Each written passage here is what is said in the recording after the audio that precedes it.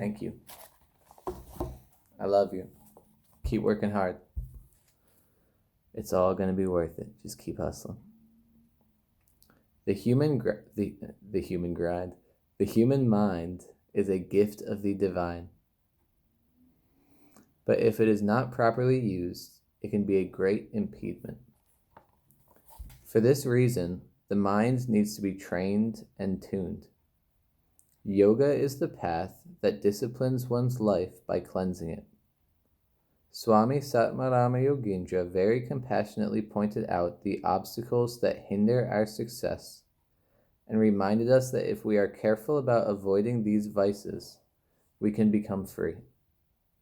Let us consider a brief definition of each of them. Atyahara. I'm not going to read all the Sanskrit names. Excessive eating, number 1. Too much hard work, not enjoying our work, being tired and exhausted. Gossip, unnecessary arguments. Too many do's and don'ts, but not following any of them. Associating too much with others. Restlessness, unsteadiness, fickleness, temptation, greed, and strong sexual urges. If we allow for these 6 vices in our life, there is every possibility that we will regress, not progress, on the path of yoga. Needless to say, we must watch out for them. 6 qualities causing success in life. The second beautiful verse in the Hatha Yoga Prajapika that relates to our topic of detachment and attachment is chapter 1, verse 16. It says, the following 6 qualifications bring speedy success in yoga: enthusiasm, courage, patience or perseverance, essence of knowledge, faith or firmness, in the words of the Guru Preceptor, and the renunciation of the company of others. Just as we should beware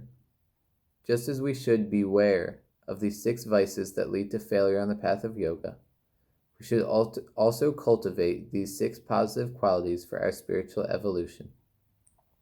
When done so with love, we will experience quick and steady progress in life. Let us look at the brief meaning of each of them. Utsaha is zeal or enthusiasm. Sahasa is courage and daringness.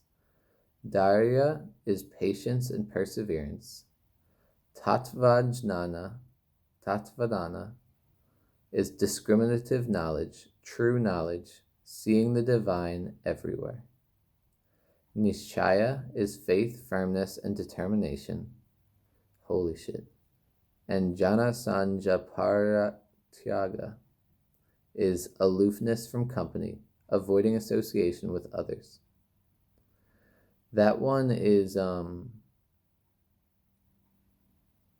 it seems unrealistic in the present day, but you just got to find a way to make it work for yourself in a way that, we don't need to be overly extreme with everything, but each of these positive qualities is practical and dynamic and will help free us from both physical sloth and mental stagnation that prevent our progress on the path of spirituality.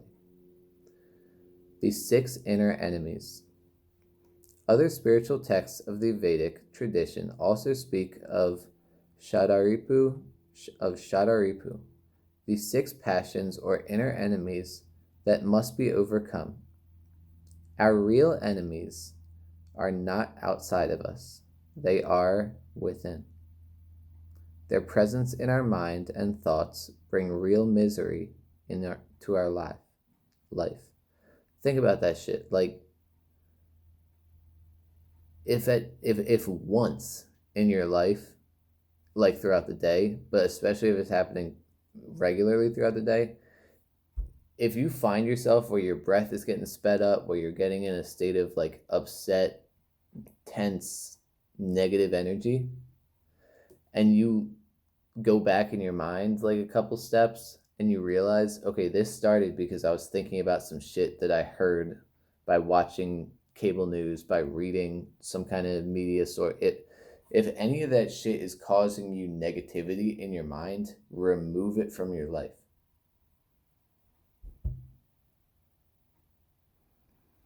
Their presence in our mind and thoughts bring real misery to our life. It's not like when they're talking about like these people that are awful and they're the enemy, they're not the reason that you're feeling shitty. It's because you're watching the media that you're feeling shitty. Stop watching the media and you won't think about all this shit that you think of as like problems in America. And then you can actually start to focus on yourself and focus on your own life and solve real problems in America if you want to.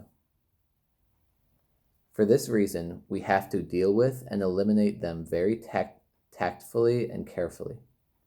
These 6 inner enemies include kama, desire or passion, krodha, anger, lobha, greed, moha, infatuation, mada, vanity, pride, ego, matsarya, jealousy.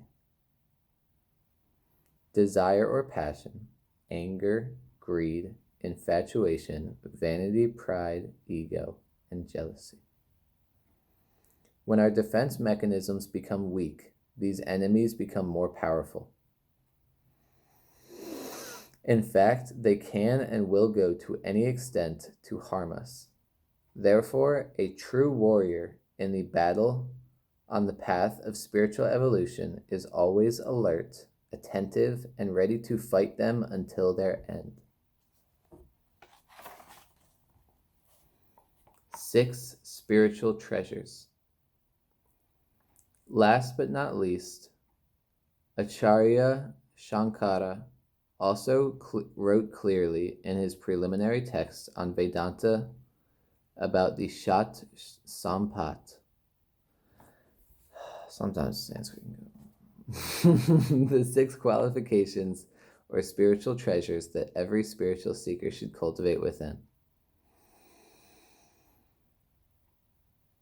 I'm not going to read all of this. These 6 qualifications or spiritual treasures that every spiritual seeker should cultivate within: control over the mind, control over the sense organs, turning the mind upward, doing one's duties, fulfilling your responsibilities, endurance, forbearance, and tolerance of the pairs of opposites, such as success and failure. Be equal poised. Faith in the words of the teacher and the scriptures. Concentration of mind, state of balance. The purpose of human life is to learn and grow with love, knowledge, and understanding. So again, let's think about this. When you're watching the media, does it seem like these are teachers, like these are great spiritual guides who are helping us to learn and to grow with love, knowledge, and understanding? Or does it seem like they're trying to create divisiveness between all of us, trying to create enemies in the external world that you think of every day, trying to create an unhealthy internal environment for everyone who pays attention to that shit? That's what they're doing, to be clear. The various lists of virtues and vices that have been provided to us over the years are indeed good guides, but in the following chapters in this book, we will delve into a deeper discussion of those mentioned in the Hatha Yoga Prajapika. Through our discussion of the 6 obstacles and the 6 ideals of success that he mentions, we aim to provide a clear understanding of what to do and what to avoid in order to successfully advance in love, knowledge, and understanding in life, and also on the spiritual path of yoga. He who is healthy and free from sickness is one who eats good food, eats in moderation, and eats with a joyful and peaceful mind. This shit's not rocket science. It's just discipline. As soon as we have discipline, we earn freedom from all of the fear and negativity that exists in our culture today.